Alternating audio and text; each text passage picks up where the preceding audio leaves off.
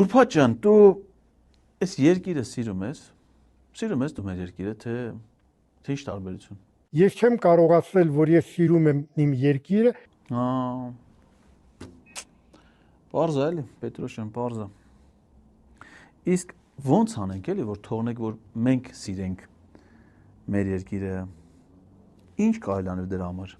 Օտարազգիներին դարձնել հայ։ Ահա, դա հետաքրքիր բան է, լասա, դա ինչ պետք է անենք։ Ինչպես դա արվում է ամբողջ քաղաքակիրթ աշխարհում։ Մենք ասում ենք Ֆրանսա հայ, Գերմանա հայ։ Ես կարծում եմ, որ կգա մի ժամանակ Աստվածը մենք կայանանք որպես պետություն, երբ որ մենք կասենք հայ-ռուս, հա? Հայ-բելարուս։ Չէ, ռուս է, ինչ բելարուս։ Հնդիկ այ ախպեր, Պետրոս հիմա որպեսզի մենք մեր երկիրը սիրենք,